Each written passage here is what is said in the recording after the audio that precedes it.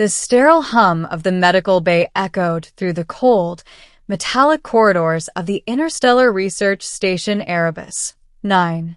I had been sent here as part of a routine diplomatic mission between Earth and the Zephyrians, a mysterious alien species whose appearance had intrigued scientists for decades.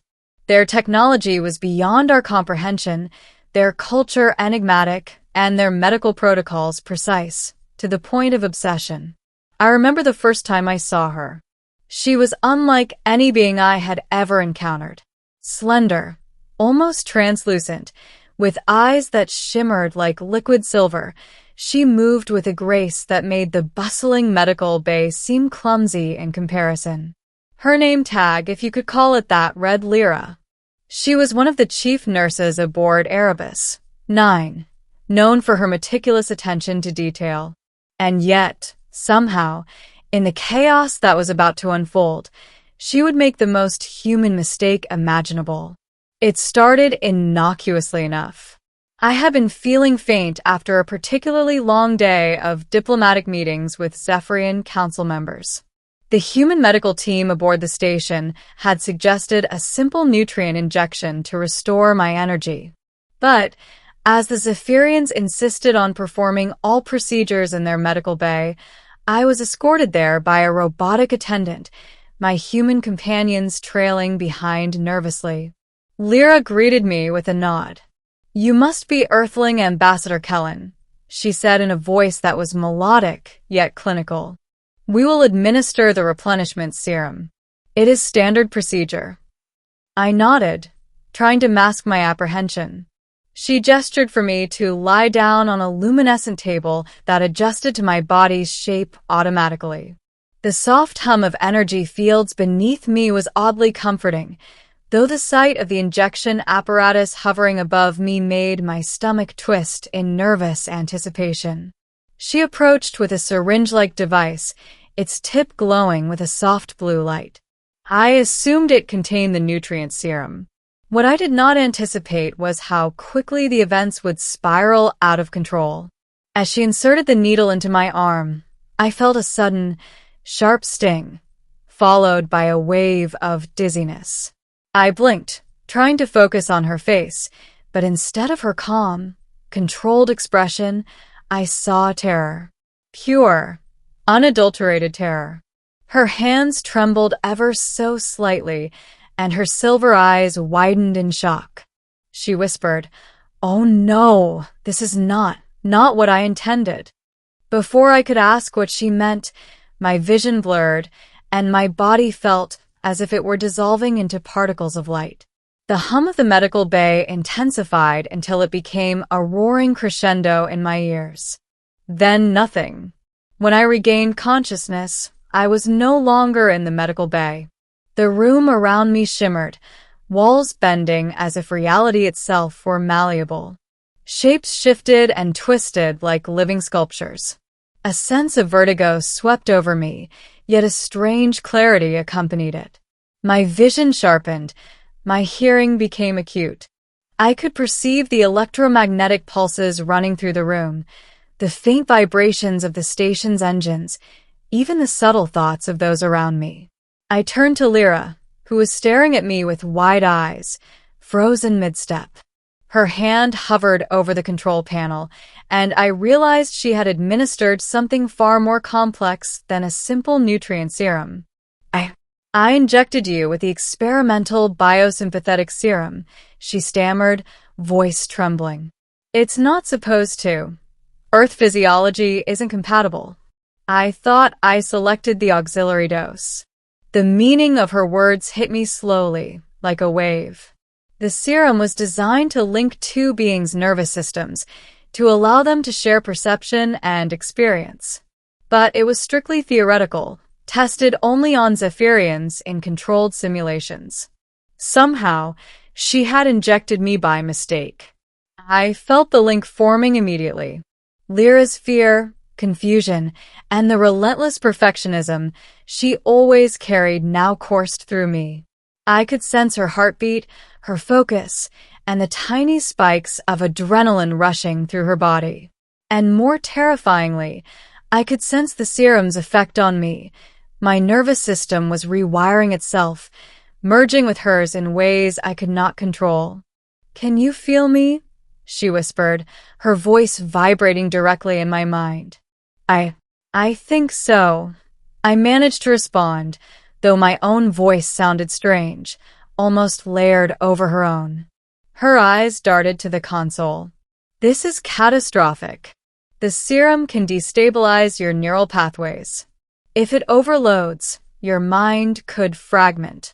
I swallowed, the gravity of the situation pressing down like a black hole. "Then fix it." I don't know if I can," she admitted, trembling. "It was never meant for your physiology." For hours, we struggled in tandem. I could see through her eyes, hear what she heard, even feel her movements before she made them. And yet, the more we fought against the link, the stronger it became. It was as if the serum had a mind of its own, connecting us in ways that defied logic. But in that chaos, something remarkable happened. As our nervous systems intertwined, I began to perceive the world as she did, not just her perceptions, but her thoughts, memories, and emotions. I saw flashes of her childhood on Zephyria, the rigorous training she had endured, the unspoken pressure of maintaining perfection in a society that revered precision above all else. I understood, viscerally, why she was terrified, not just of what had happened, but of failing someone under her care. And then, I felt a spark of her own curiosity, the scientific hunger that had led her to experiment with the serum in the first place. It was exhilarating, intoxicating even. The terror that had filled the room faded slightly, replaced by a cautious sense of collaboration. "We have to stabilize the link," I said, projecting my thoughts into hers as clearly as possible. "Think of it like tuning an instrument. We need to harmonize, not fight." Her breath hitched, but she nodded. Together, we began to synchronize. I mirrored her neural patterns, allowing her to guide the flow. Slowly, ever so slowly, the chaotic merging of our minds smoothed into something coherent. Colors shifted, sounds clarified, and the dizzying vertigo eased. By the time the station's warning sirens blared, indicating the serum's effects were nearing critical thresholds, we had achieved a fragile equilibrium. I could still perceive her thoughts, but they were no longer intrusive. The serum had rewritten our connection, but instead of destruction, it created a new kind of symbiosis. Lira exhaled, shaking. I think it's stable." I looked at her, still sharing the faint echo of her perceptions. "Stable, but permanent?" She hesitated, then nodded. "It's possible. The serum wasn't supposed to be reversible once fully integrated. But maybe we can adapt." Over the next few days, we learned to coexist. The connection allowed us to anticipate each other's actions, communicate silently, and even share skills in a way that bordered on telepathy. I could understand Zephyrian medical procedures with a single glance, while she began to comprehend the subtleties of human emotion through me. Yet there was one moment I will never forget, the moment she truly relaxed. We were in the medical bay, performing routine scans. I glanced at her, and for the first time, her eyes softened, no trace of fear or perfectionism. Instead, there was a quiet wonder, as if she were seeing herself from an entirely new perspective, through my eyes. "You know," she whispered, a hint of amusement threading her tone, "I never thought a human could survive my mistake." I laughed, the sound resonating in both our minds. "Neither did I." She smiled, that delicate, otherworldly smile that had first caught my attention. Perhaps this was not entirely a mistake. I reached out, our hands touching across the shimmering table.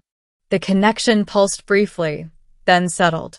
I could still feel her, faintly, like a distant echo, but it was no longer overwhelming. Instead, it was a reminder of what we had endured, survived, and ultimately what we had gained. And in that moment, I understood something profound. Mistakes, even terrifying ones, could lead to the most extraordinary experiences. What had begun as a disaster had transformed into a bridge between species, a union of minds that defied the boundaries of biology and culture. Lira looked at me, eyes sparkling with both fear and excitement. "Next time," she said, half joking, "I'll triple-check the dosage." I grinned. Or perhaps leave some room for adventure. The hum of Erebus, 9 continued around us, a constant reminder of the vast universe beyond our understanding. Yet, for the first time, I felt truly at home, not just on the station, or even on my planet, but within the extraordinary connection forged by a single, accidental injection. And as the stars shimmered through the observation window, I knew one thing with absolute certainty: some mistakes are worth making.